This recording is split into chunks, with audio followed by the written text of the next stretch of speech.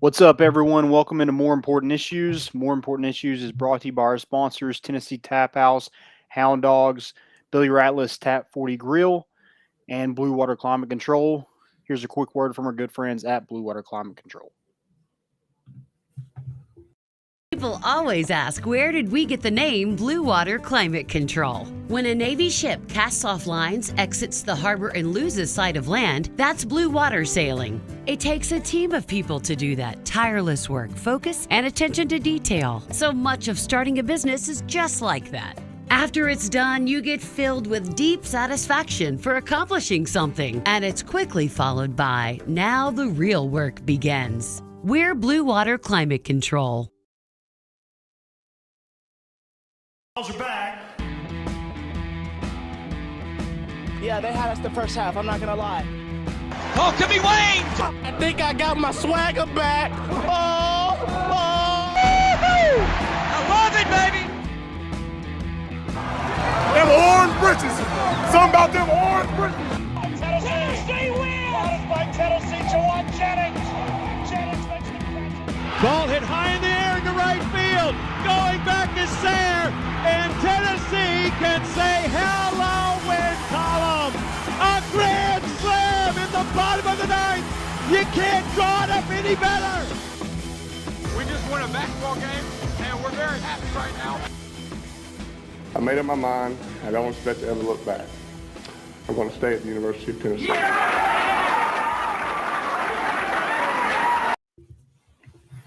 What is up, everybody? Welcome in to another edition of More Important Issues. This one, it's kind of special. I don't know if our producer Landon there mapped it out this way intentionally, but this is an offensive line episode right here. We're talking, we've got an offensive line position preview. We've got 3 hours dedicated to Trey Smith. That stay for, you come for the offensive line, you stay for Trey Smith. That's the way it goes. Okay, maybe not 3 hours, but we are going to talk about Trey Smith. He is taking the NFL world by storm. Just a couple of years ago, he kind of took college football by storm, which is so weird. I guess it's because he's a Tennessee guy, and everybody expects that if you sign with Tennessee in the last decade, you're not the real deal. He was like the number one player on ESPN. Nobody should be shocked if they watch SEC football on Saturdays that Trey Smith is where he's at. Like, no one should be. I don't know why people are. Yeah, Mike Farrell, I don't know when you plan on sending out those gift baskets, but I'll take one. I would go ahead and get started on it. Do you think they're edible arrangements? I love edible arrangements. I don't know. Well, from Mike Farrell's tweet about Trey Smith, I don't think he has very good taste, so probably not. Fair. I'm a flower guy too. Cheapest. Hey, I'm telling you guys, $10 a week, make your girlfriend happy, wife happy, whatever she is. It's worth it. And I don't know. The Kroger next to my house has a great selection of flowers. So big flower guy here too. I'll take. My whatever. wife isn't into flowers. That doesn't make her happy. That's like she's like, why did? I mean, of course she likes the gesture, but she'd rather me take her out to eat for sure. She's gonna kill me if she hears that. Flowers are cheaper. Yeah. Of course, like I said, we have our offensive line position preview as we continue our countdown to football. 24 days away. Did I get that right? Yep.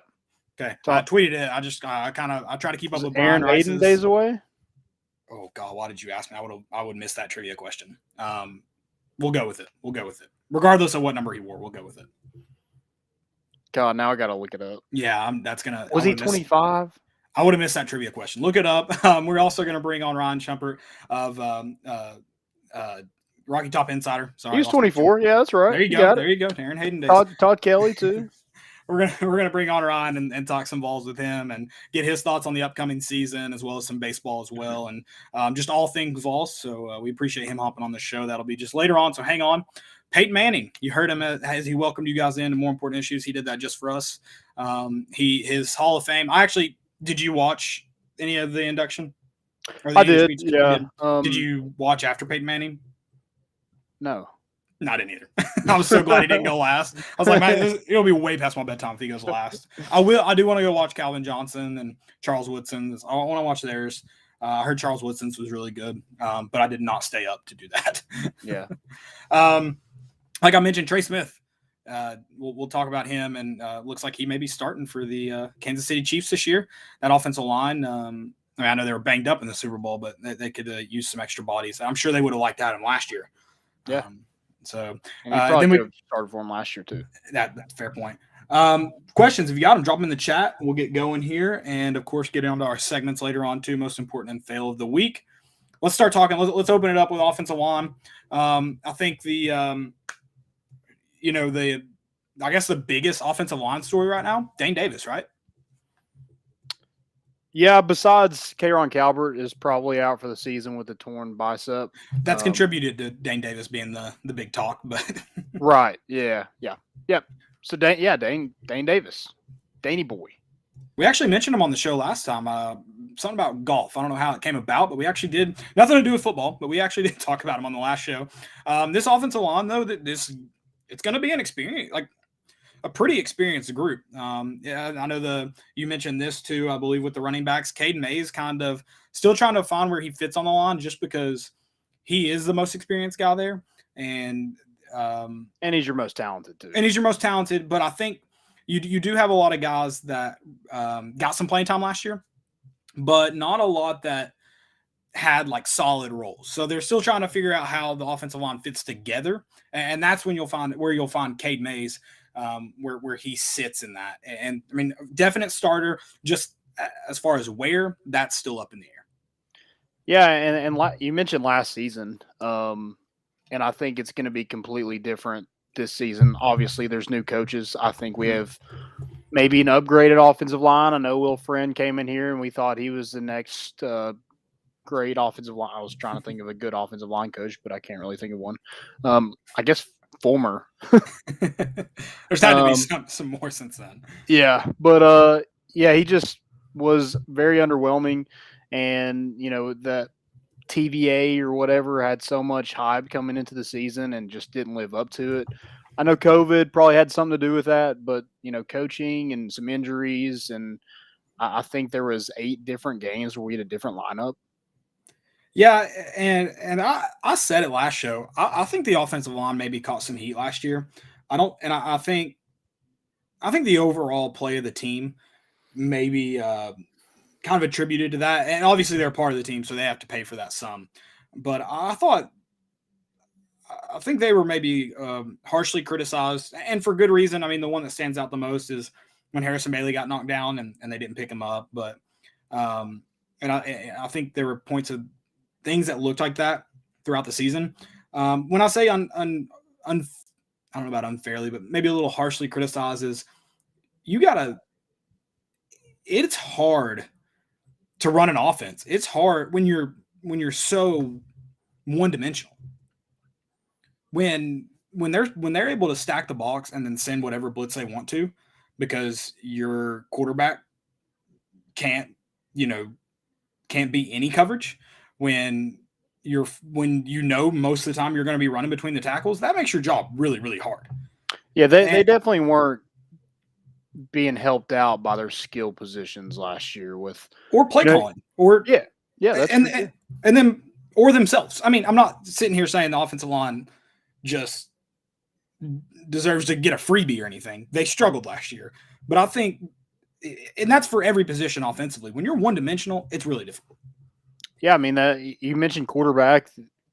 He didn't help them out at all. And, they kind of return the favor. One quarterback gets knocked down, they didn't help him up. And then your running backs couldn't break a tackle. So even if you do miss something, you hope to have some erasers, guys that can break a tackle, maybe make somebody miss in the backfield if they get through.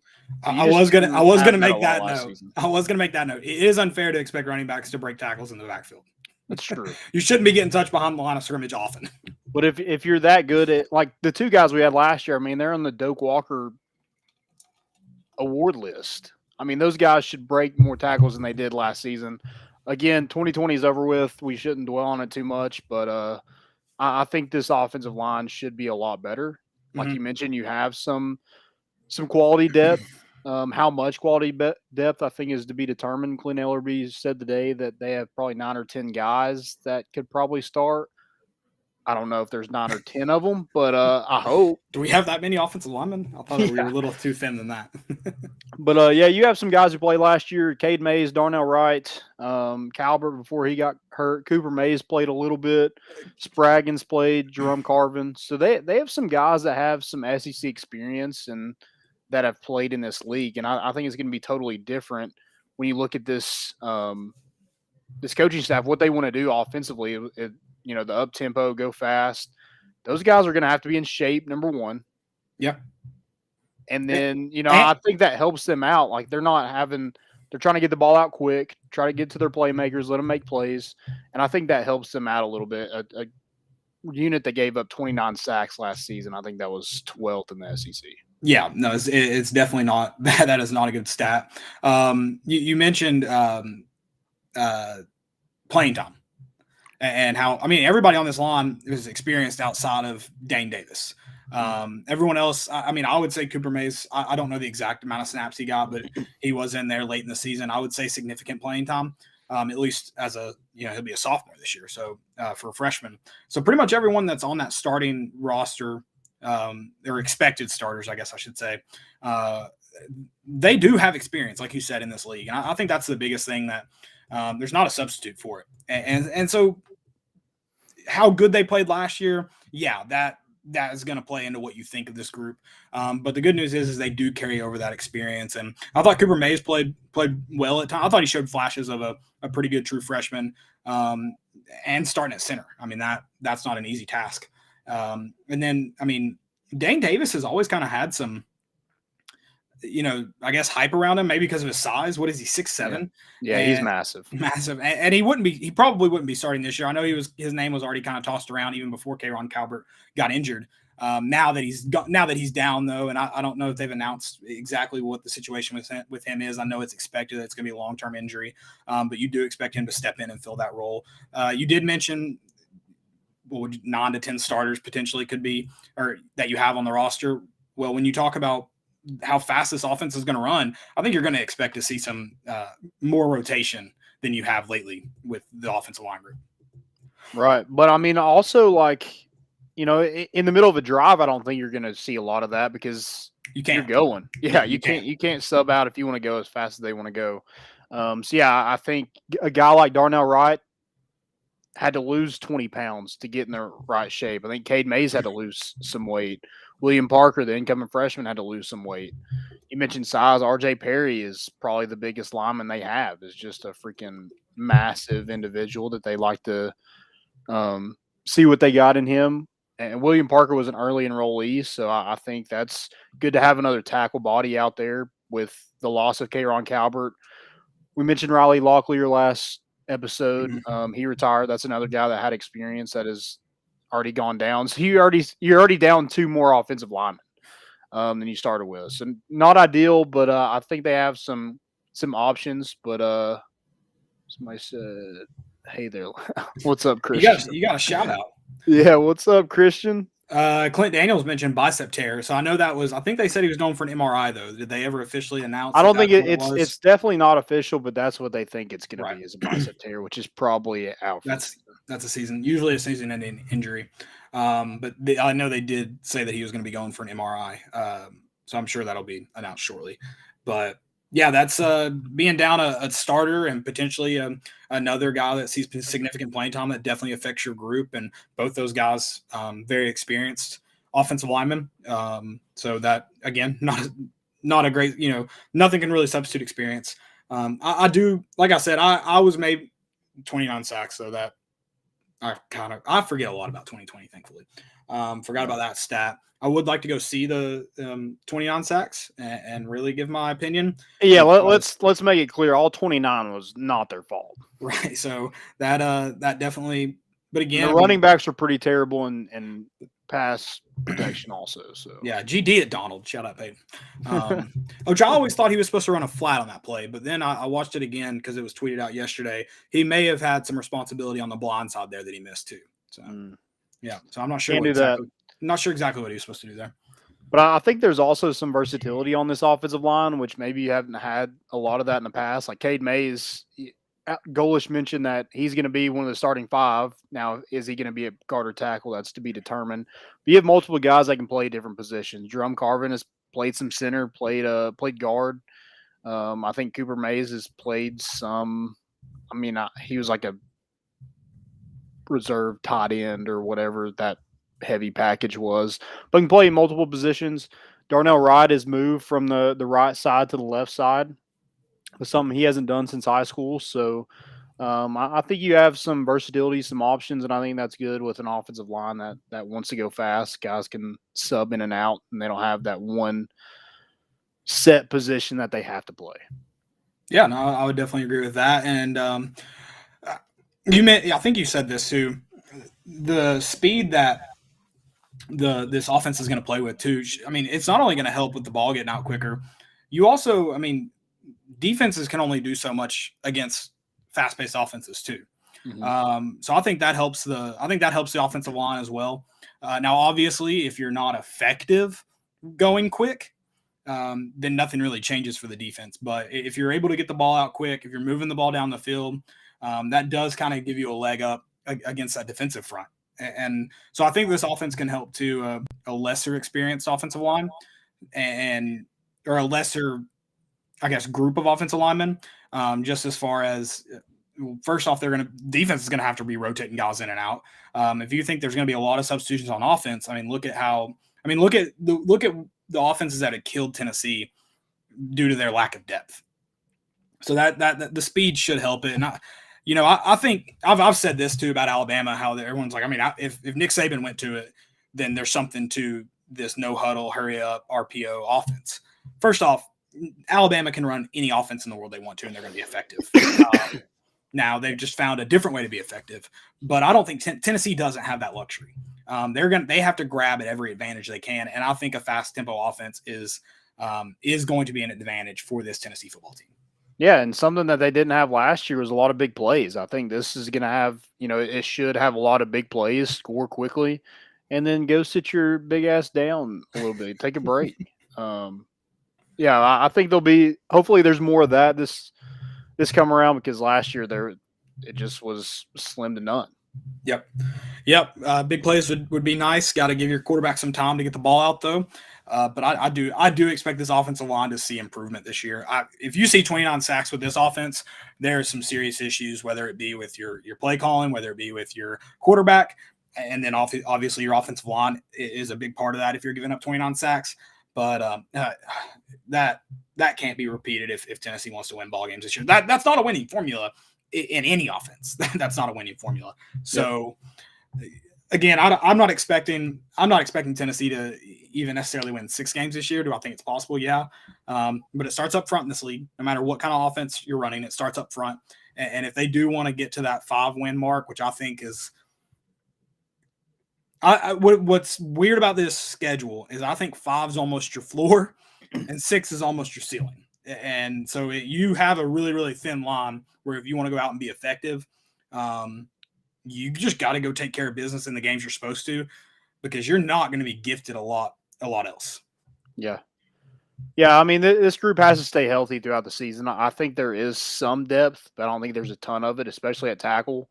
If you lose a tackle, you're down to, you're losing a guard at Cade Mays, number 1. If you go Dane Davis and Darnell Wright, and then if one of those guys goes down, it's William Parker Griffin, who's a true freshman, or it's Jeremiah Crawford, who is a newcomer as well, and a JUCO transfer that was a late addition to this class when Josh Heupel took over. Yeah, there's you definitely have some more room to work on the interior line. But yeah, you desperately need Dane Davis and Darnell Wright to stay healthy, desperately. Yep. And that's kind of the case with everybody on this roster, just because it is pretty thin, but especially at tackle. Agreed. Yep. Agreed. So starting 5, let's go. Who's your starting 5? Without even knowing anything, pads, they're in full pads starting tomorrow. Tomorrow's first day of full pads, so we haven't really seen a whole lot, but what's your kind of prediction as of now? I think it's pretty straightforward. You talk about how much depth. I don't know if you truly have 9 guys that could start. I think it's pretty straightforward with Darnell Wright, Cade Mays, Cooper Mays, Carvin. I'm mixing up K'Ron Calbert, and then with Calbert out, Dane Davis. I don't think there's really. I don't think there's many questions regarding the starting five. Maybe there are. I don't think there is. Yeah, I mean it's Dane Davis one of your top five. If he's not, then Cade will probably be a tackle. If he is, then Cade's gonna be a guard. So yeah, it's gonna be because Spraggins probably is your next guard, I think. If Cade's at tackle, so yeah, agreed. So so you're thinking same starting five and or Spraggins at guard. I mean, hopefully Dane Davis is that guy because I think having Cade Mays on the interior line can do a lot for especially a running game. Mm-hmm. Yep, absolutely. All right. Yeah, well, I'm all about letting your best player be where he's most effective. I get you want to find your best five, but I think when Trey Smith was more effective when he was at guard than he was at tackle. And that's kind of luxury. That like you said, you want that guy playing it, but you also got to play him where your team's best too. Right. And so you want to have the luxury of moving him to the interior line, but if you need him because your best five has him at right tackle, well, then you're just going to have to go with that. Or left tackle, sorry. We'll see. All right. Well, now we're going to welcome on Ryan Schumpert. He is a beat writer for Rocky Top Insider. He's here to talk Vols. Ryan, how are you doing tonight, man? I'm doing well. Appreciate you guys having me on. Hey, thank you for hopping on. We love it, and welcome anytime. First off, I'm sure they'd like to hear from you better than us. We enjoy following you on Twitter. If you don't, what's your actual Twitter handle? rschump SCHUMP00. There you go. Ryan's covering the Vols for Rocky Top Insider this season. It's a new position for you. You've been with the Beacon the last couple of years. Is that right?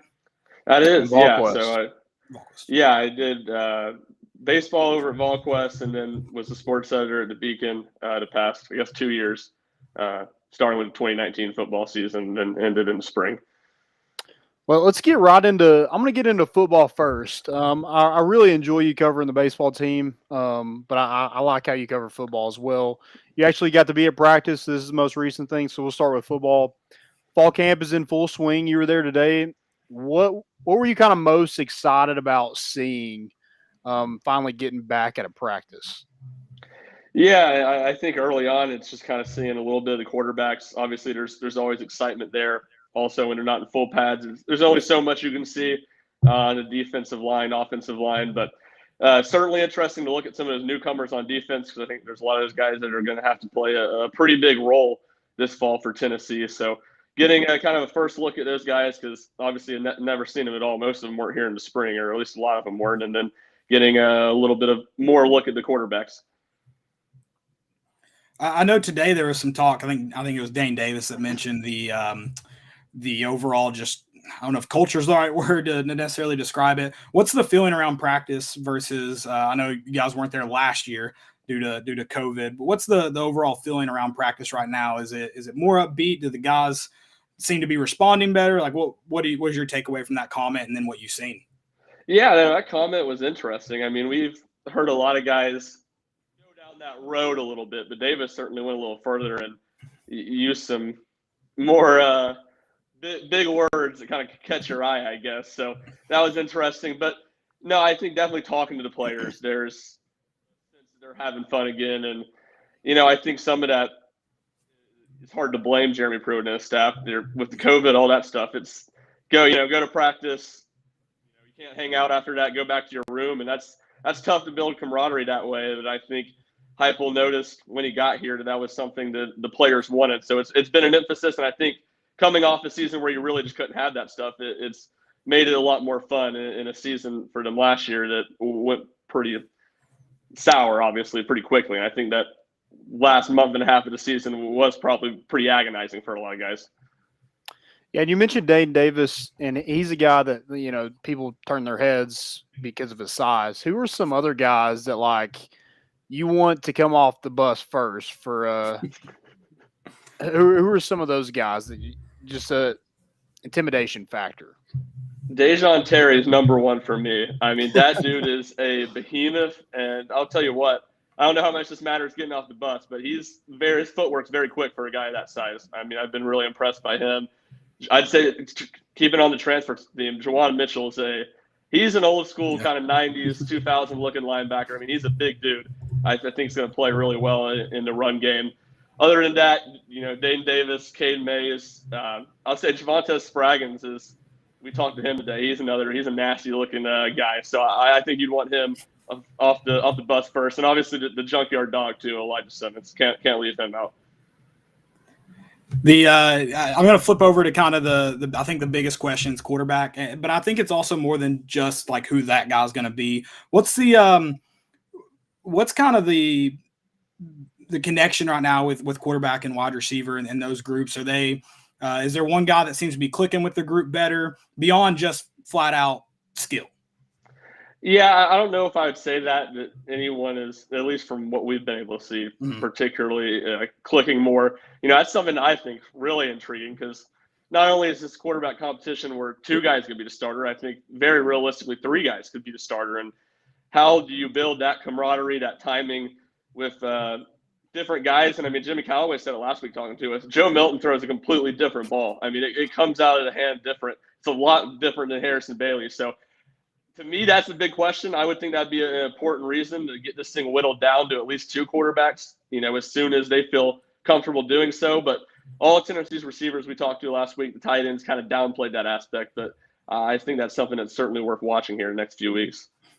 And so you all only do get to see so much. Who's the wide receiver wise? Who's running the best routes, or who's just the flat out quickest? I think we saw Velus had to hold up for a ball today. Who's going to have to figure out how to get the ball to him?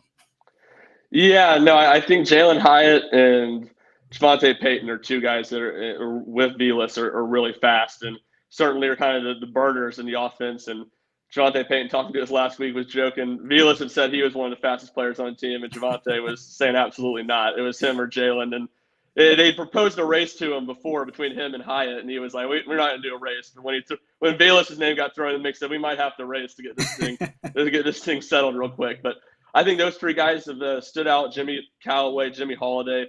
Callaway had a really good spring. I think he's continued that on a little bit. I think that second group kind of behind, I think what you have in Velus and Jalen Hyatt. I think Peyton has been impressive, but I think that obviously you're not going to play 3 receivers the whole game. I think that's kind of second group is where Tennessee still has to figure some stuff out. Yeah, you mentioned the speed of the wide receivers, and you pretty much mentioned all of them having speed. From a like strength wise, what is the one position on this team that you're like, okay, that's going to be Tennessee's strengths come this fall? Yeah, that's a good question. I think one that is at least intriguing to me is defensive line, because you had Greg Emerson transfer out, you had Daryl Middleton transfer out, and I think in my mind it was kind of like these guys, they're going to be pretty thin. But then you get out there and you start looking around, they got a lot of bodies that are capable. A lot of those guys played pretty well in 2019, especially the back half of that season. And you just wonder how much of the disaster of Jimmy Brumbaugh leaving 3 weeks into the season, not having the position coach, really hurt that group last year. So I think you have guys that played at a pretty high level in the SEC, and I don't think you can say that about many other position groups at Tennessee, along with some intriguing young players and a Tyler Barron, Dejon Terry, obviously a transfer, and then I think Rodney Garner, just the experience there. I think that has the potential to be a really good group.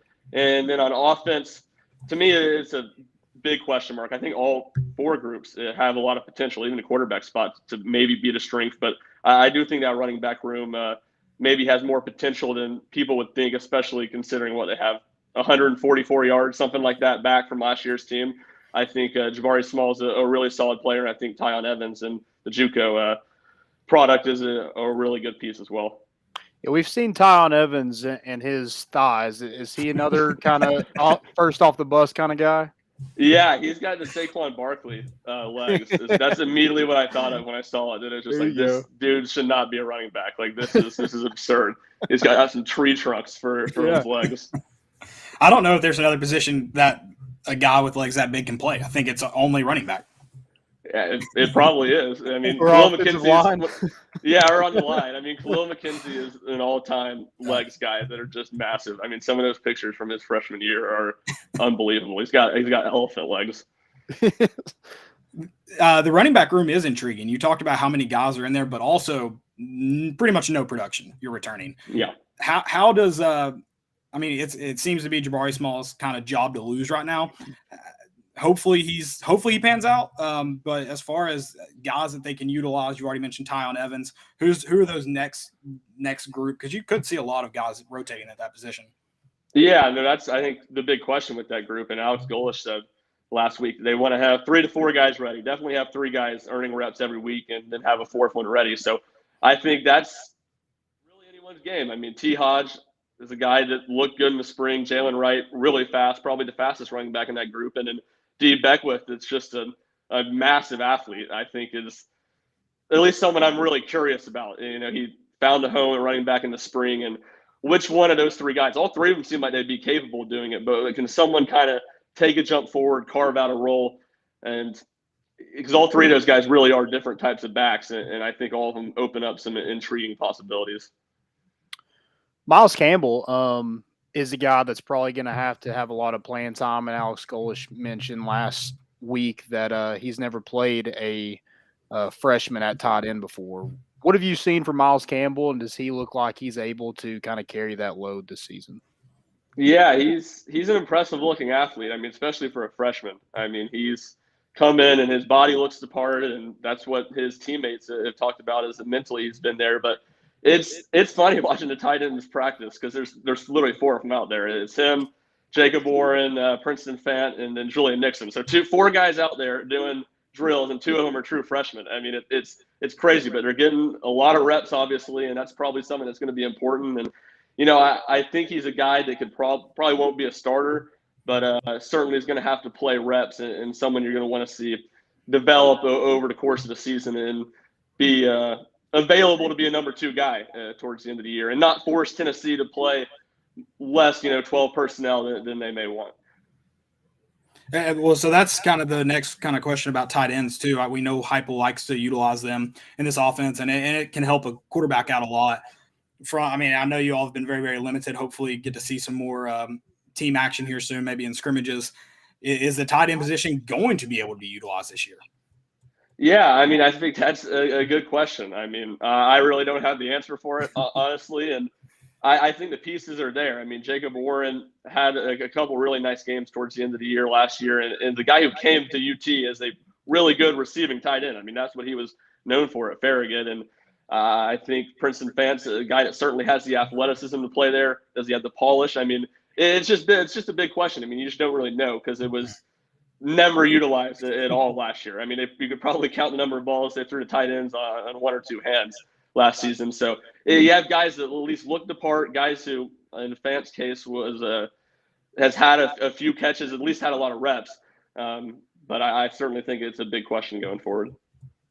Yeah, switching over to recruiting a little bit, I guess it's kind of been a struggle at this point. I mean, you have quite a bit of commits so far. A lot of them, kind of 3 stars, some 4 stars kind of mixed in there.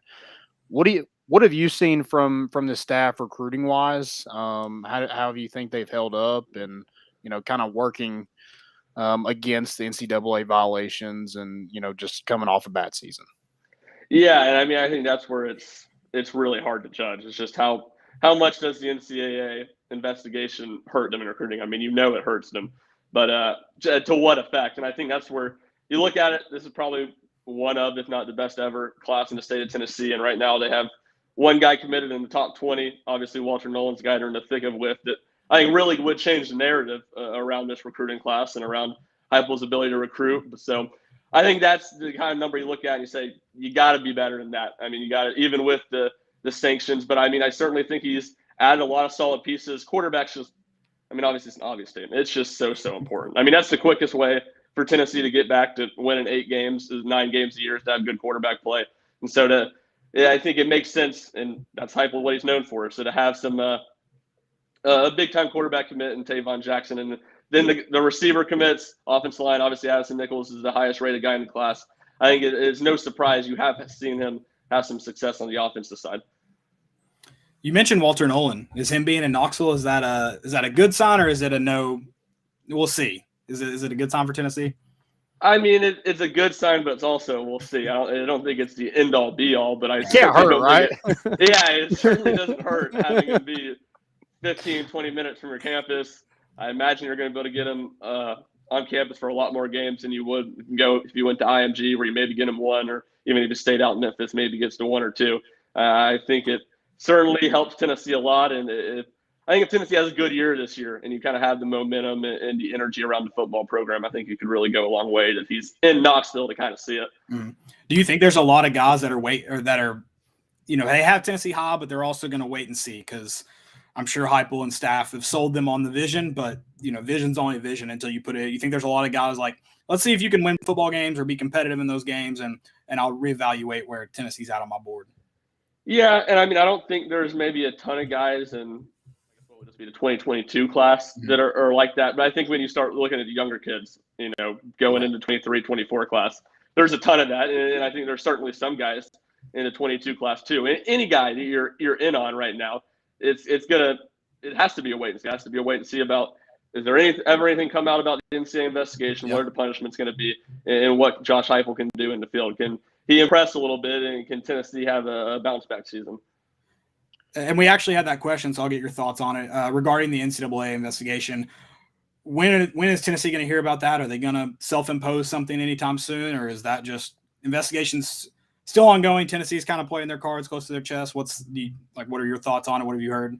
Yeah, I mean, I haven't heard a whole lot, just being honest. I would have thought that we would have had some self-sanctioning here and by the beginning of August, basically, right by when the time they start fall camp. But yeah, I mean, you haven't seen anything. So, and Josh Heupel, when asked about it, says he hasn't had any conversations with Danny White or Dondi Plowman about it. So, he could be lying, obviously, about that. But it doesn't seem like it's been a major focus, and to me, that's surprising. So it just kind of remains a wait and see.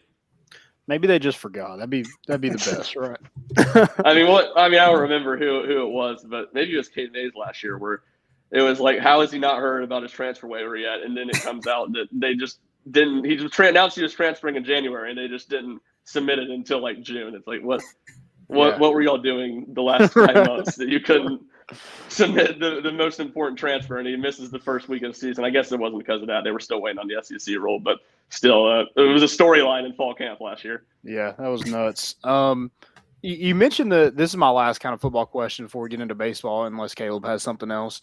But you mentioned that Tennessee's quarterbacks could be a strength, and then that was the quickest way to get back to winning 8 games. So are you calling for 8 games this year? No, I am certainly not calling for 8 games. On the record, no freezing cold takes coming at me for that. Definitely not. But I mean, that's the thing where, Tennessee, I don't think, on paper is going to be a team that should win more than 6 games. But the schedule is just so manageable. You have 3 games that you feel pretty confident are not going to win, and 3 big rivals. And then your next hardest game's an Ole Miss team that is kind of being written off as a loss right now. And Ole Miss is better than Tennessee, but they're not great or by any means. Lane Kiffin's still joking about how they haven't forced anybody to punt since he's been there. So, and I don't think there's a whole lot of signs they're going to be much better on that side of the ball this year. So, I certainly think if you have a quarterback that goes out there and plays well, you can steal some games and certainly overachieve in Heupel's first year. Yeah, I think we've kind of talked about that. There's definitely 8 wins that are possible on there, but if you get to that it's not going to be easy to get to that. No, but there are there. I do have one last football question, and this is kind of an overview of Josh Heupel. What are your and I know that it helps to kind of see somewhat of what he's already doing at Tennessee. There's of course talks that Danny White just brought him from his other job. He's not ready for a big time SEC job. May never have been ready. Is this another going to be a Derek Dooley, Butch Jones situation where he's a group of 5 coach and maybe not even a great group of 5 coach, or does he have the makings of a Power 5 SEC ball coach? I think that's a really good question. There's certainly a lot of things working against him, even before you add the NCAA investigation onto it. I think there's a lot of things working against Tennessee's program right now, and the fact that he's just had 3 years of a head coach, and I think you can debate how successful he was. So I do think there's a ton of questions. I don't think it's unreasonable or unmanageable for him to get Tennessee back to winning 7, 8 games consistently every year. I think he's certainly a capable football coach, a smart football coach. And look, I think getting an offensive football coach is really important just because that's the game's changed. I mean, it's about going out and scoring 35, 40 points every week to win. It's not about days of having an SEC defense coordinator as your head coach. I just don't think that's smart. I think you go hire people to figure out the ball. You need an innovative offensive coach to be really successful in college football today. And I think Josh Heupel, for whatever you want to say about him, I think he certainly has the makings to be that. And I think if he can just raise the level of Tennessee on the offensive side of the ball, I think it's not unreasonable to think he can get Tennessee back to making a bowl game consistently, winning 8 games. Now, how many years until when you're not beating your rivals and you're not truly contending does that buy you? I think that's going to be the really, really hard challenge for Josh Heupel. But I certainly think the makings are there for him to improve the Tennessee program. Yeah, Ron, really appreciate you coming on the show for one, and then getting your take on football. I want to switch over to baseball a little bit. You were kind of in the whole thick of that last season with Tony Vitello and the boys making their way to Omaha for the first time since 2005. What was kind of your key to that team's success last season? That's a good question. And for a lot of the season, I'll say at least through the first half of SEC play, I had the feeling watching them like this is a good team, but they're a little overranked. They don't have top 5 talent, and they'll come back down to earth a little bit. But they were just really, really solid with their pitching staff, and I think that's something you're going to see consistently as long as Frank Anderson's at Tennessee. That they didn't have a lot of guys. I mean, they really had one guy that threw mid to upper 90s last year, and didn't have a ton of depth either on the pitching staff. Had their best guy get injured second weekend of the season in Jackson Leaf, and they were still really, really solid there. And then they had 1 through 9 hitters that weren't always. You had 1 or 2 guys that were stars. I'd say Liam Spence, Jake Rucker. Those guys were all SEC caliber players. Behind those 2 guys, you had a lot of guys that were solid, and you didn't really have 1 through 9 more than on a weekend. You weren't going to have more than 2 guys, 3 guys struggle, it seemed like, and it made a really consistent lineup to go with that consistent pitching staff. And looking at you mentioned the talent, how it kind of seemed shallow throughout the season. You were always kind of looking at injuries, like Connor Pavolony was a big one. Like when he gets back, you feel better. This year, it seems like you have a ton. Now, obviously, some questions because it's some newcomers, but it also seems like you're going to have a ton of talent. The one that stands out, you mentioned guys that can throw too. Joyce, getting him is going to be big for that bullpen. Is this team better? Is 2022 better?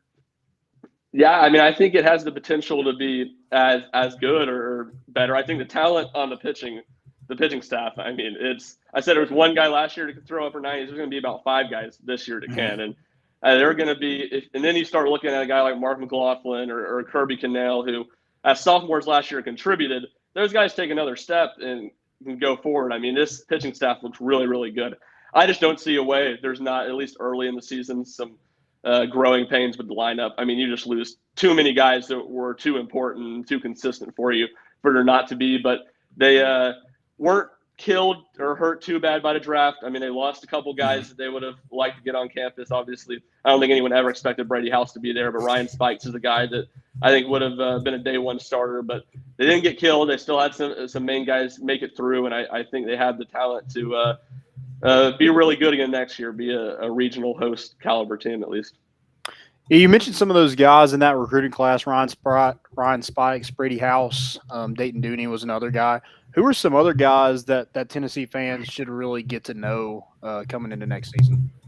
Yeah, well, Chase Burns is the big one. I mean, he was a 5-star, big-time pitching prospect out of Beach High School there in Gallatin in the mid-state. And he's a guy that throws upper 90s. And, from everything I've heard, is a guy that's going to come in right away and compete to be a weekend starter. I mean, he's that type of talent. He wanted to go first round, early second round when he didn't get drafted there. He just went ahead and told teams he was coming to Tennessee. So I think that was a huge get. And from a talent perspective, I think he was definitely a top 2, top 3 round guy in the draft. So getting him's huge. Seth Stevenson's a JUCO guy. I think is going to come in and probably behind Enrique Bradfield at Vanderbilt be the fastest guy in the SEC. And we'll have a great chance to replace one of those guys in the infield. Christian Moore is another recruit out of prep shortstop out of New York who's going to have a chance to come in and play right away. Logan Chambers, what do you kind of know about him? I know he's a big lefty, can swing the bat. Position-wise, where do you kind of see him at Tennessee? Yeah, so I think that's an intriguing one. I think if Luke Lipsius would have gone pro or decided to graduate, not take advantage of his super senior year, he's a guy that would have gotten a lot of looks at first base. I know he played that in the JUCO ranks this year, and behind Lipsius, I mean, it was kind of a question mark. Logan Steenstra could play there. With him there, I think second base is a place he could get a lot of look at. Again, there's pieces, back that were backups last year. Trey Lipscomb, guys like that. Austin Knight, not Austin Knight, excuse me. He's at Charlotte now. He transferred away. wrong name. He had a really good season too. He did have a great season. He led the nation in doubles, I believe. Yeah. And Jake Rucker was only a couple spots behind him, which was funny because Rucker was the guy who started ahead of him at Tennessee. So they both had a real Conference USA Player of the Year, I believe. But you have some guys that are back that are capable, but you have 3 spots to replace. You have some of those newcomers I mentioned, I think, that have a chance to start at those infield spots. And Chambers is certainly a guy that I think could fill one of those roles, and I think second base is probably the most likely with Lipsius back. So you mentioned you talked about the lineup, how 1 through 9 was, of course guys are going to have off nights, but overall 1 through 9 was pretty dang consistent every weekend. Is that going to be a problem you lost a ton there. Is that going to be a problem for Tennessee? Do you see guys filling in nicely? Getting Lipsius back is not only big for, the infield at first base, but that's big for the lineup too. Do you see guys kind of just filling in nicely and hopefully bringing back some of that consistency? Because there is talent there for sure. Oh, there is. And Corwin Lawson was the name I'm thinking of. I said Austin Knight instead of Corwin Lawson's a guy that didn't have a ton of opportunities last year, but was impressive when he did play. So you got to get the name in there, right? But yeah, no, I think it is a question mark, but as many question marks as there are in the infield. I mean, the outfield, you're overflowing with talent. It's like, where can we get these? Yeah, where can you? Evan Russell comes back, and I'm like, obviously that's good for Tennessee, but it's like, how are they going to figure out how to play these guys? So I think Kyle Booker is going to be one of the best players on Tennessee's team next year. And then you have Christian Scott, who's a fifth reserves this year. So I certainly think they have the depth in the outfield that each night you're going to have 4 guys when you think of that DH spot, probably in the lineup that are good hitters. Infield, it's just a big question mark. How do these high school guys, these JUCO guys, how well can they adjust to the SEC pitching? How consistent can they kind of find a footing once they get into the thick of conference play? So that was kind of my next question, the Kyle Booker, Evan Russell thing. What is your kind of prediction on that? I guess it'll just figure itself out when the season gets here, but what's kind of your prediction on that? Yeah, There's just somebody else that moves around. I think it's one of those 2 guys, and I have a hard time seeing those, all 4 of those guys, add in Jordan Beck and Drew Gilbert, not being in the lineup most nights. So I think that's how it's going to work. Is one of those guys is going to be a DH because, hand up, I'll be the leader of the Kyle Booker fan club. If the fan club hasn't started yet, and I will carry that burden. I will take one for the team here because I think he's going to be really, really good. So who's better? Who has a better glove? Evan Russell's really solid. Obviously, Kyle Booker has the edge on him with athleticism. He made some impressive plays, really playing more in center field last year when he got reps. But it's just a matter of who plays where. I have a hard time seeing all 4 of those guys not being in the lineup most every night. Yeah, I'm with you on that Kyle Booker fan club because the way that kid swings the bat, he looks like a professional. I was gonna say, I think the club may not have been started, but I don't think it'll be hard to get members. That's what I was gonna say. I say that with a laugh because I'm not going on much of a limb saying this. Maybe the casual Tennessee fan would think that because he wasn't a starter last year, but that is a really, really talented kid who had two hits off Kevin Kopps this year and like 3 at bats. So I think that says about all you need to know as a true freshman. He's a really impressive player. He's gonna be a star for Tennessee next 2 years. Absolutely, and I do want to flash back to last year too, and you were covering them throughout the year. I know probably what the favorite moment / game was, but are there any others? Mention that one because everybody we've had on talk about baseball. Obviously, we talk about the walk off at Wright State, but any other moments that stand out to you, or maybe when you're like, Tennessee's here, like they've arrived. This is Tennessee baseball for the future, at least while Tony Vitello is still in charge. I mean, you had so many of those moments. It seemed like every couple of weeks there was a new one. Like winning on 2 walk-offs in one day against LSU to sweep LSU. I mean, that was like, wow. I mean, the game, Redmond Walsh had blown a big lead in the Saturday game at night, so they were down by 1 going into ninth inning, down to their last strike, and Drew Gilbert turns on a double down the right field line to tie the game, hits a walk-off. I guess it was 2 innings later, I think, in the 11th inning. Like that stuff does not happen in Tennessee baseball. I mean, even though you knew the program was different under Vitello, and then to win the next game with Luke Lipsius, and that was kind of the first one, I guess.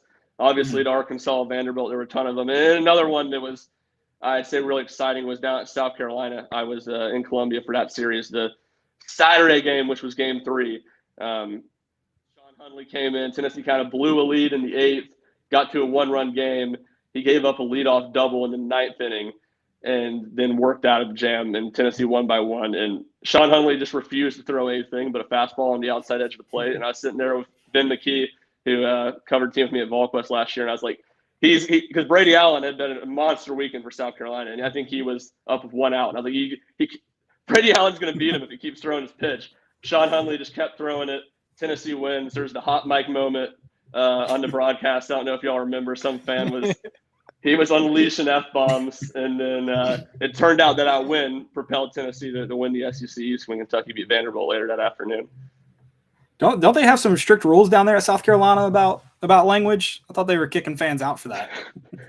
That's right. Yeah, that early in the season in the COVID crowd, I know that was had South Carolina fans were all upset. A lot of people, at least a couple of people, got kicked out for cursing at the umpires. It wasn't even like the team or something.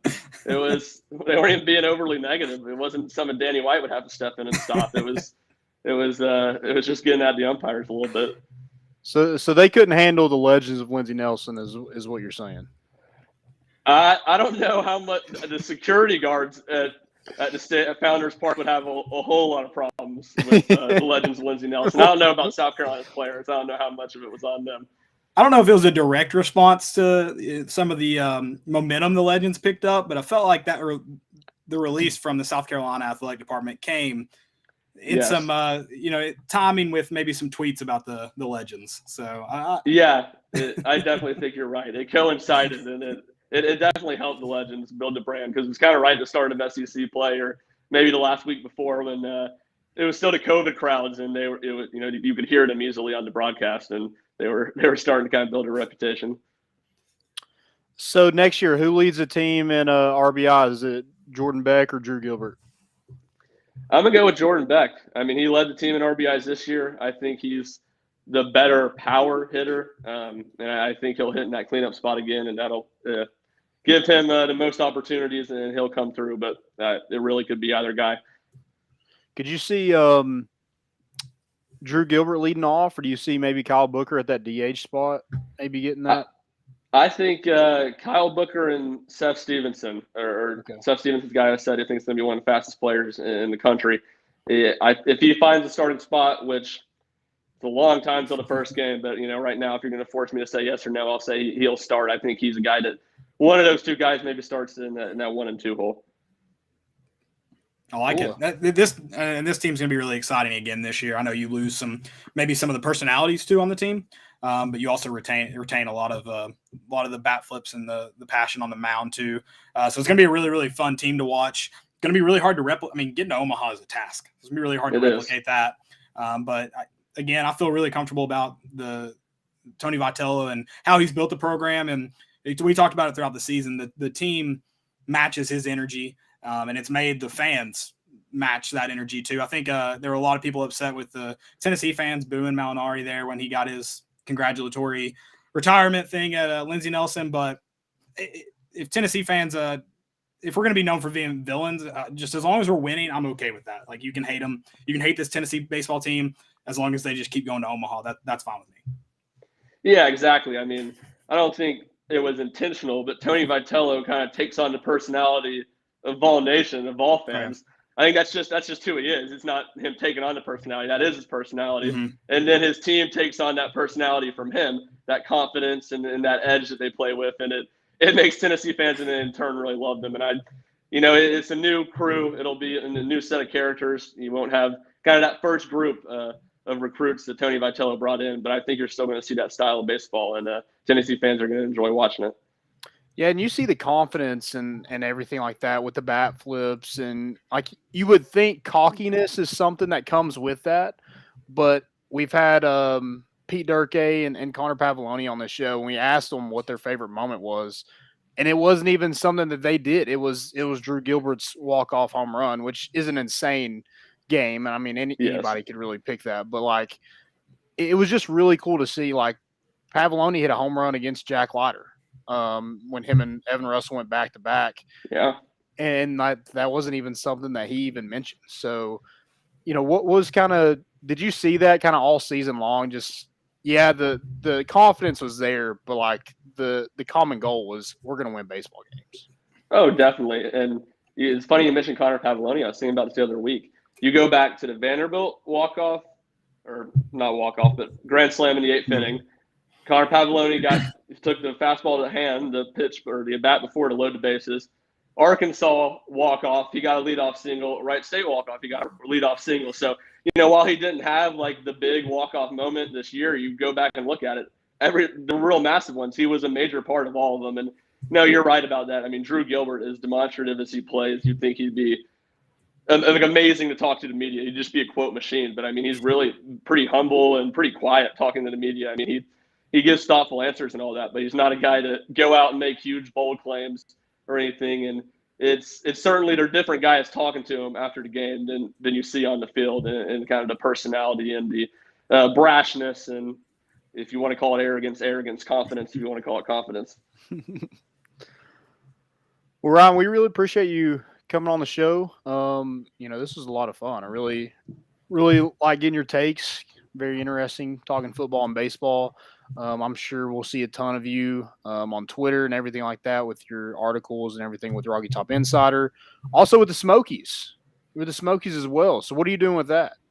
Yeah, so I'm kind of I'm interning in the radio department. So I help with game notes for the game, write the game articles for the websites, do the post-game show on the radio with the Mick Gillespie and Frank Lacella, the voice of the Smokies. So doing a little bit of that. They're about to start a 2-week homestand, 13 games in 13 days, starting Tuesday night. So get out to Smoky Stadium. We'll give a little plug. Watch the boys. That's awesome. You called the Doughboys game this past weekend, right? I did. I called 2 Doughboys games this weekend, so it's fun going out there, Johnson City, little Appalachian League baseball, and they finished their season. I actually have a friend who's on a team in the other division, so it's kind of cool to get a call again in that league. Yeah, that is. I live in Johnson City. Big okay. Doughboys fan here. Nice. Been to one game, no big deal. So. But Ryan, we appreciate it, man. It's been a lot of fun. Hope to do it again. And make sure you follow Ryan on Twitter for everything up to date Tennessee football right now, and then everything else as well throughout the year. Appreciate it, guys. We'll love coming on. Come on anytime. Thanks, man. Have a great night. You too. That was Ryan Schumpert of Rocky Top Insider, and then obviously Tennessee Smokies too, and we'll just call him a Johnson City Doughboys guy now as well. He's got that. Well. So might as well. We appreciate him hopping on, and like Landon said, getting his side of things as well. Guys, drop those questions in the chat if you've got them. We do have a few here. I know I already got to one regarding the NCAA there with Ryan. What's up, Credence? Good to have you on. And Landon gets his own shout out there. Yo, boy. Someone mentioned Vols time here mentioned Ryan kind of threw that out there too. 8 games. There's 8. I mean, I said I think 6 is the ceiling. Just he said not on record. Well, he said 8 winnable games. I didn't. Yeah, I'm saying it's on record. Okay. Ryan Schumpert calls it. Rocky Top Insider called it 8 wins. 8 games. But there are 8 winnable games. I'm not arguing that. But when I say 8 winnable games, I think the other 4 may be out of question. That's why I think ceiling's probably closer to 6. But there are 8 winnable. You're right, Vols Tom. You're absolutely right. He also said, watch out for Cedric Tillman this year. We mentioned that on the last 2 shows ago because we haven't previewed wide receivers yet, but we have talked about it. I think Tillman could certainly find himself getting some playing time this year. He's a different kind of wide receiver. Ryan mentioned those guys that have all that speed. I know Cedric Tillman has worked on his speed, but that's not like right. He's just kind of go up and get it. He's a taller wide receiver. And that's something they don't have a ton of on that roster. So yeah, I think he could absolutely. You saw a lot of him in the spring game.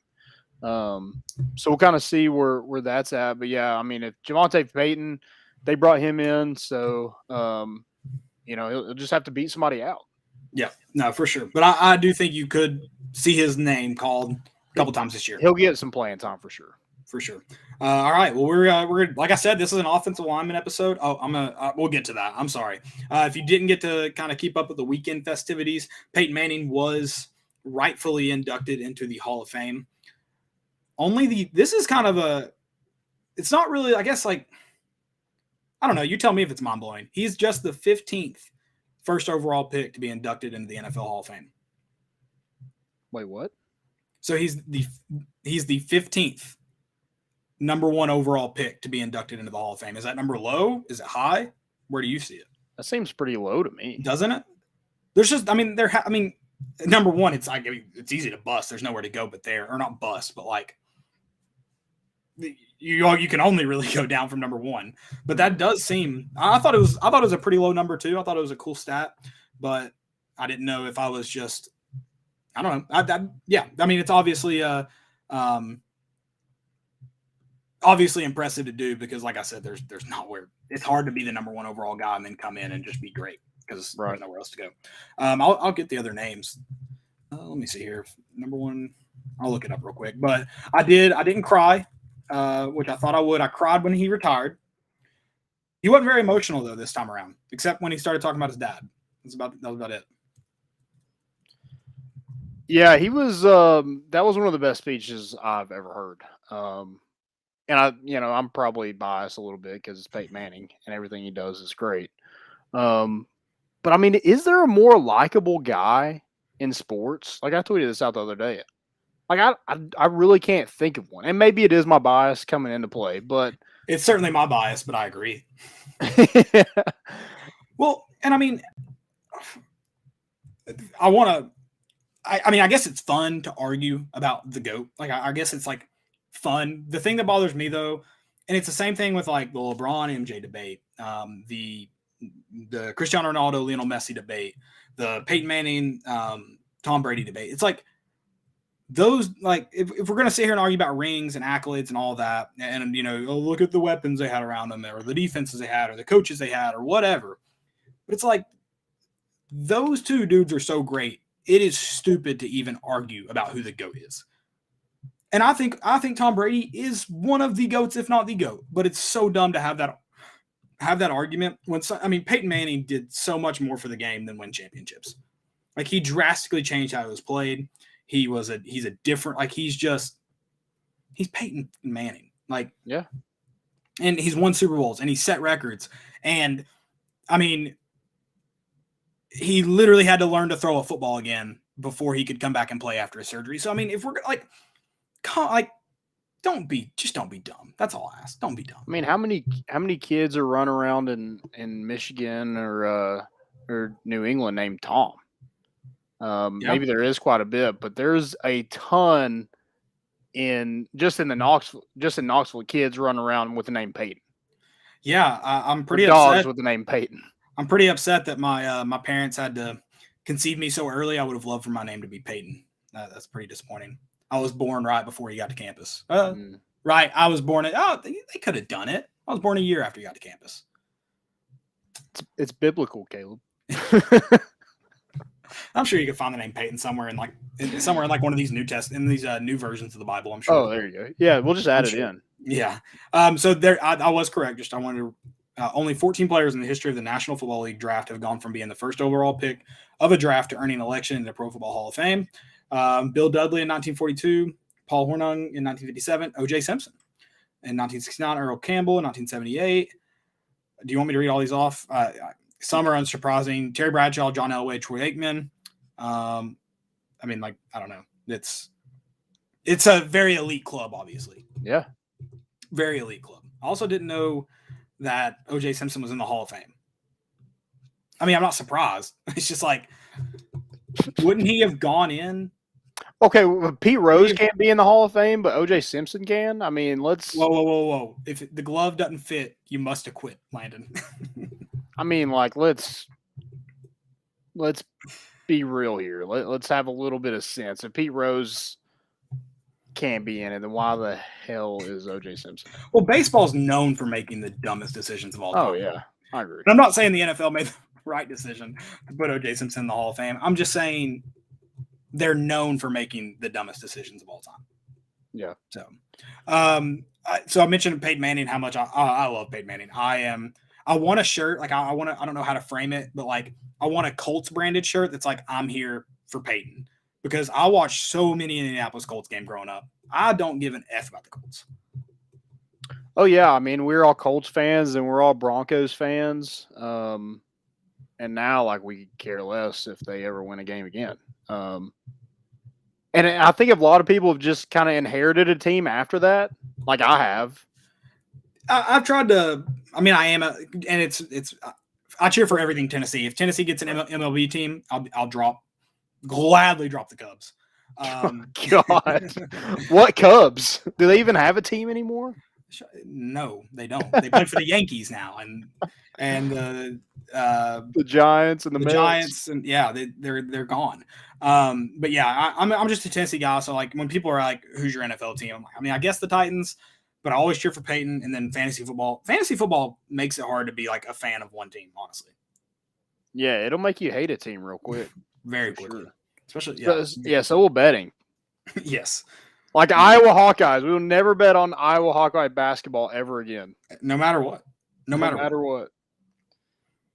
But yeah, I thought it was really cool. Like he's a funny guy. And he mentioned the speech, and he mentioned Tom Brady threw shade at him. And he's always kind of been dad funny too. Yeah, oh yeah. Like even when he was young, he was like, he had that dad humor to him. Yeah. Yeah, it's really cool. And did you see the pop-up of his all-time record against Tom Brady? No. So they played 17 times head-to-head? Yeah. Peyton's 11-6. Ooh, what about the playoffs? Playoffs, Landon. What do you mean? He does have a losing record in the playoffs.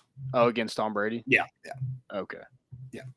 Who cares about that? Head-to-head, baby. Playoffs. Yeah, I just like his speech was just incredible. I mean, the God bless football, that's freaking an electric. Well, he's been saying that for a while. He said it at the college induction. He said it after, I believe he said it after his retirement. And then he said it somewhere else recently too. I can't remember. God bless football. I watched, have you seen the video? I assume you have, of when he finds out he's going to be he's been inducted into the Hall of Fame. All the coaches. I cried. I don't even think Peyton cried that day. I cried. I mean, you just get chill bumps. Yeah. And I got chill bumps last night listening to that speech, like the whole entire time. Yeah. I was I might need to call a doctor. Like I've had goosebumps for way too long. Right. No, it was definitely, it was cool. And I mean, that stuff's cool for everybody, but I mean, as a Tennessee fan, the guy, I mean, Peyton even mentions, which I think all the guys mentioned, like the college they went to, but like he mentioned it like,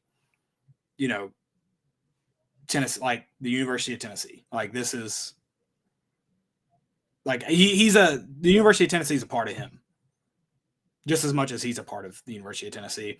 I mean, obviously too, I watched Drew Pearson's speech. He is just an electric factory. Like he's awesome. Did you watch any of the speeches before Peyton's, or did you like? I did not. I just watched Peyton's. So I watched the whole thing leading up to Peyton, and then stopped after Peyton. So like Drew Pearson was the first to go, and it was awesome. He did he like electric factory. Loved him. He's older, so I didn't know, like, I mean, I knew who Drew Pearson was. I didn't know much about him. Mm-hmm. That's probably the first time I knowingly listened to him, and it was awesome. Drew Pearson. I'll have to go look that up. Yeah, he did I need to go watch the rest of them too. I will watch. I am going to watch Calvin Johnson's tonight before I go to bed here. Anything else about the Hall of Fame? Anything else about Peyton Manning? Peyton F. and Manning? That's all I got. I mean, it was just really cool seeing, his kind of whole family there. You saw Arch Manning and maybe he saw that, heard that University of Tennessee. Maybe you saw Phil Fulmer sitting in front of him. I just Phil Fulmer get in front of the Mannings. That's what I was curious about. Yeah, I'm thinking maybe that was Yeah, I don't know. I'm just trying to figure out the logistics, how he Put him gets on an to outside seat or something. Maybe. I have no clue, man. No clue. Maybe he needed help getting up, so they couldn't slot him into the back row or something. But they. Maybe he was there earlier. I don't know. He's not Baptist. That's what it is. The Mannings are yeah. Baptist. Yeah, so they got to sit as far back as they can. Gotcha. Makes sense. Absolutely. We'll go with that. I don't know what his denomination I have no idea what he is. That was a Baptist joke. I think you had to be Baptist to get that. Apologies. I know that was very, very centered on one group here. Like I said, this is an offensive line episode, so let's talk Trey Smith. He's a starter. I mean, he in his first year still a draft. If you get a starter in the 6th round, still a draft. Yeah. I wonder what that grade was. I mean, I wonder what he was graded as. Like that, how they go out and grade each pick of the draft. I wonder what that pick. It had to be graded high. It had to be A+. I want to know I want to read the actual Mike Farrell tweet. Oh, it was dumb. I'll be waiting for the gift baskets and apologies from the Trey Smith should have been a 5-star crowd or for the excuses, one or the other. Yikes. Yeah, that's freaking awesome. I love that so much. Oh, anytime that can come back to bite people. I mean, there was no need for it, and the fact that you look like an idiot for it is awesome. Right. And then it's like the baseball people who are like, well, I mean, wait till Tennessee plays Vanderbilt. Wait till Tennessee plays Arkansas. Wait till they play in a regional. Wait till they play in a super regional. And it was like they just kept proving them wrong. It's like this. Yeah. It's like this. So let's see. I'm gonna try to find what the pick was rated. Yeah. I mean, like you said, he was 226 overall in the draft. Yeah. And there's no way all the first rounders are going to be starters. Draft slot value versus reach A+, best player available A+, need immediate impact. I mean, of course, this came out in April. B+, long-term upside A, fit with the Chiefs A, overall pick grade A. Yeah, and he gets to go like he's a starter on a really good team. Well, that's another thing too. I mean, I'm sure a lot of people are like, you're disappointed to go that low, especially how good you were in college, blah blah blah. I know there's some health concerns, but it's like if you go 6 to a team that's going to be contending for the AFC Championship, you're pretty happy. Yeah, are you happy or not with Jeremy Pruitt and Joe Judge in New York right now with all the crap that they're doing? Yeah, I mean, you can't even get free snacks at the snack bar in New York. What's that all about?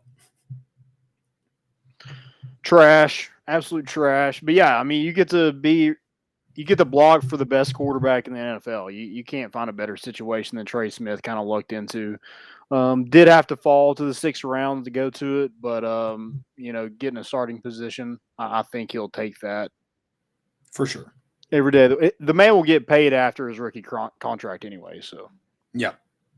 They may, I mean, depending on how this season goes, they may already be talking. I don't remember what the threshold is before you can start renegotiating those rookies, the rookie contracts. 2 years? Is it 2 years? Is it after 2? You have to wait 2 years because it's just a 3-year contract. Well, no, it'll be lower for a 6th-round pick. He won't get a 3-year contract, will he? I don't know what his contract is. I can just look it up. He signed a 4-year contract. Did he? Okay. Yep. Interesting. See, I don't know when. Maybe it's different. 4-year deal. I mean, golly, we're $3.6 million. That's pretty good money. Not a lot of guaranteed though. Yeah. That's the difference. You don't get that. But I mean, he is probably going to get a lot of that guaranteed now that he's a starter. Well, that'll have to be after restructure. Right. So, okay. Anything else? Trey Smith, NFL Hall of Fame. Yeah, love the beef talk tonight. A lot of beef talk. Yeah. Because that's a weird way of saying it, but I mean offensive. It caught me off guard. I got you. I'm with you. Speaking of beef, not really beef, but just like disgusting, nasty, smelly. New Orleans smells terrible. Oh yeah. It comes with territory. Oh my God. I mean, like just sweat, piss. Oh, dude. Like like the alleyways just full of trash in Knoxville. Oh yeah, that's what the whole city smells like. It's just New Orleans. Yeah, it doesn't help it's below sea level. Yeah, it smells like just straight swamp ass. Did you see Alvin Kamara? I didn't. I was looking for him, but I did not see him. But dude, it's a wide. Like, have you ever been? I know you couldn't go to this. I've been as a child. I haven't been as an adult. And, so probably not Bourbon Street. I didn't go to Bourbon Street, and I had a terrifying experience in New Orleans when I went. And I actually went for my brother. My brother went to the Peyton Manning Passing Academy, and so we went and dropped him off at where do they hold it? What college is that? I have to look that up now. But they hold it at a college outside New Orleans. And so we were dropping him off there. So we spent the day in New Orleans. Is it Tulane? I don't think it's Tulane. I could be wrong, but I think it's a Nicholls State. That's okay. I knew it was a smaller school. That's where Ollie. Is that where he went? Ronald Ollie went. Yeah. What year was that? 2000. That would have been 2006. He went. I don't know if it's always been at Nicholls State. I know it wasn't at Tulane though, because we probably would have spent more time. Because Tulane's a cool campus. I think it's like in New Orleans. This one was like not really in it. I could be completely wrong about Nicholls State too. Don't hold me to that.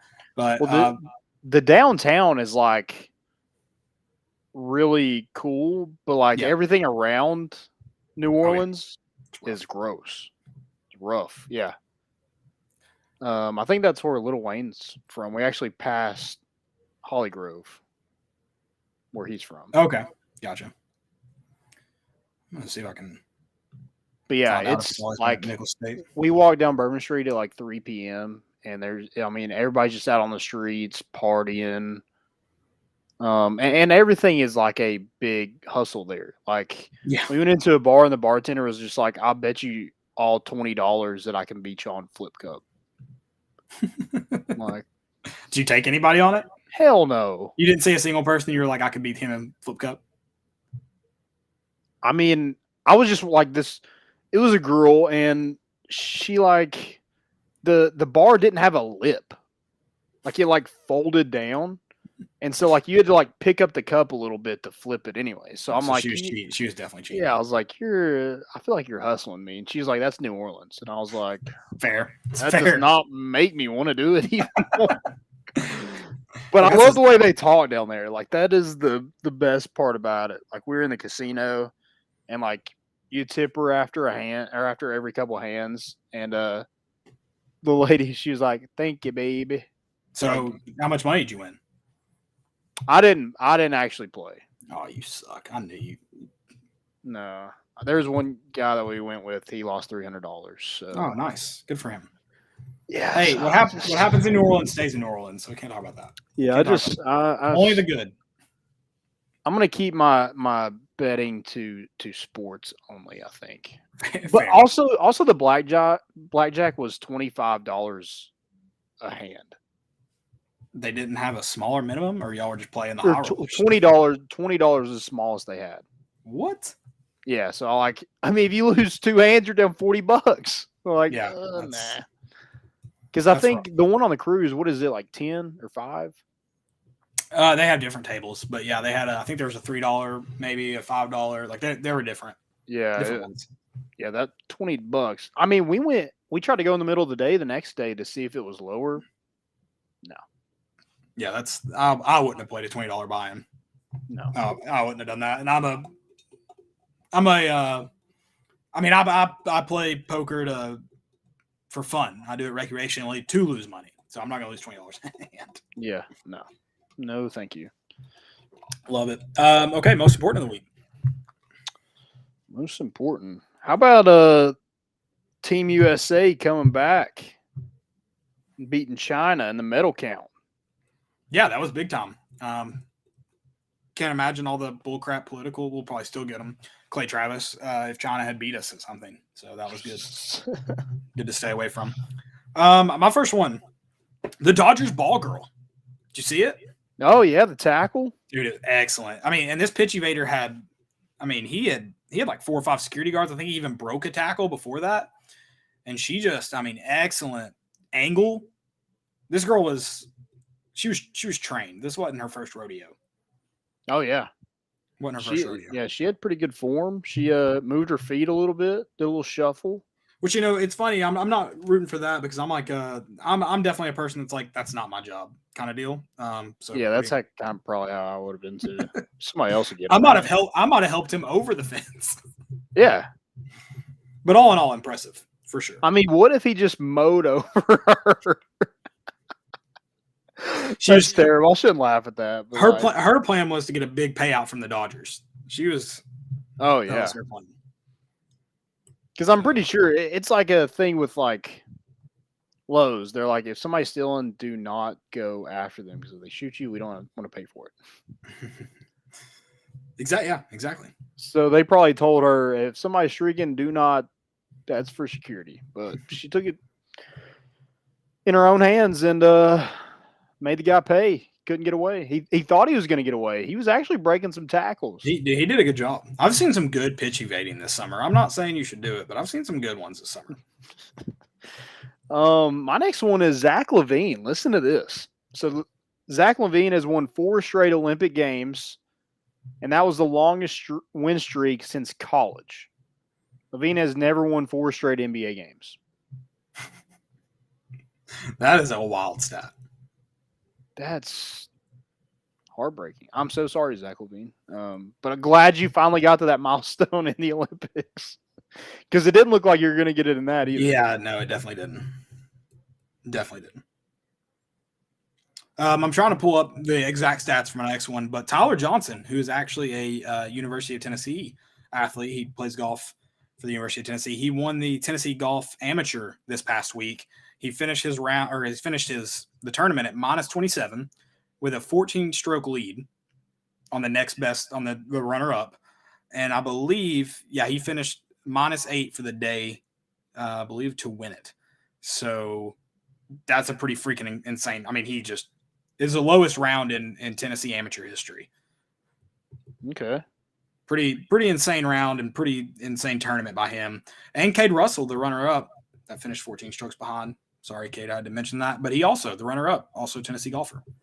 Nice. Some local guys getting in on the action. Love it. You have any more most important? I don't have any more most important. I do have a fail of probably the century though. So I have a few fails. My last most important. Did you see Colt McCoy? Wished Kyle.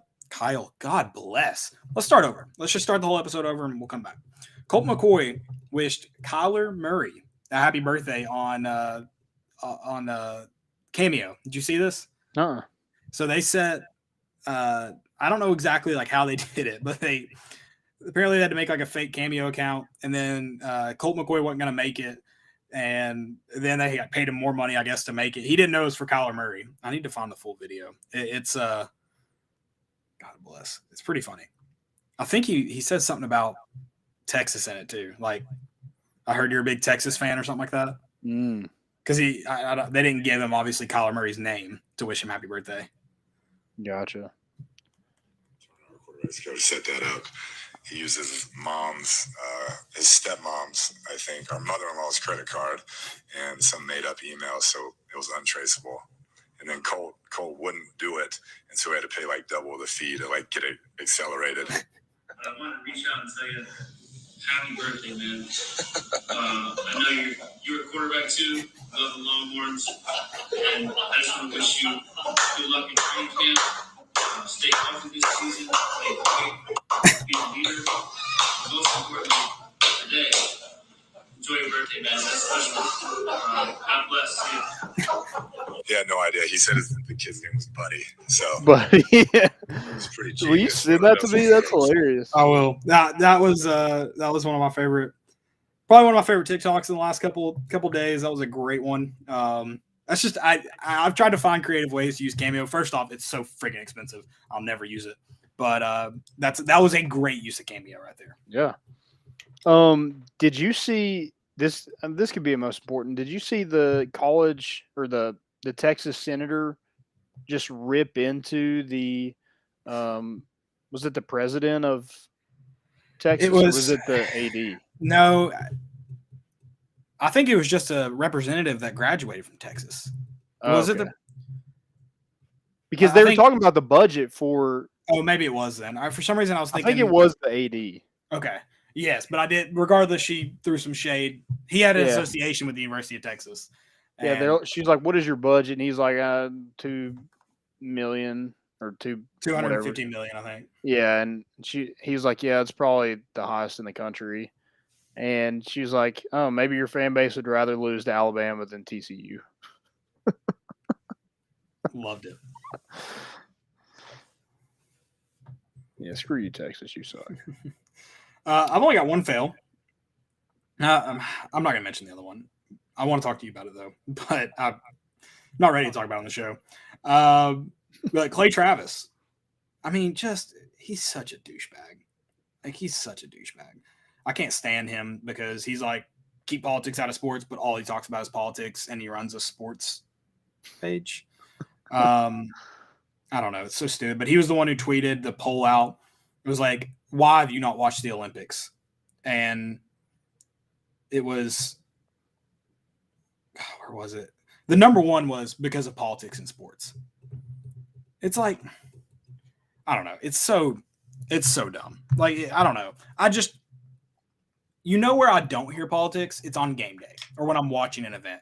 It's always these stupid pundits that have to get on because they have nothing else to fill content, I guess. I don't know. And they have to talk about it outside of the game. I've never, I don't know. The athletes aren't running, maybe they're tweeting about it, but they're not out there after a touchdown and then showing their colors. It's so stupid. And it's not even real. I don't know. All these people that voted in it probably have never watched the Olympics. So you don't even know if it's a true representation. The poll's dumb. And then he used it to validate a point that's dumb too. So it was just dumb. Yeah, let's be honest. You didn't watch the Olympics because everything that was good was on at midnight. Time zone is why I didn't watch the Olympics this year. I usually watch the Olympics quite a bit. And I still watched, plenty of events, not as many as I usually do. Usually I'm a big swimming fan this time of year or this time of every 4 years, but just hard to. I didn't get to watch as much swimming, man. I didn't get as much Katie Ledecky as I wanted this year. Especially in that 800-meter free. Yeah, I set out 15 minutes of my day to watch it. So listen to this. This is my one and only fail. Kendall Jenner. I hope this is real. I hope this is an actual thing that was tweeted, but she literally tweeted, "This is the cutest little Ziploc baggie I've ever seen." This is on Snapchat. Have you seen the baggie? With white powder in it? I think I did see this. I mean, you can't see it, can you? I think I did. I mean, it's literally like somebody already used the white powder that was in it. But wasn't there some maybe leftover residue? Yeah, I mean, you could probably see some little stuff in there. Yeah, sure. But I'm like, really? This is the cutest little Ziploc baggie I've ever seen. It was pretty cute. I won't lie. Yeah, also probably made your nose bleed too. Awfully cute. Awfully cute. All right. That's all I've got for most important and fails. That's all I got. Good episode. Great episode. We loved having Ryan on. We'll be back on Thursday to talk some more Vols and keep the position preview as we count down. It will be, 21 days at that point. Exactly 3 weeks out until kickoff.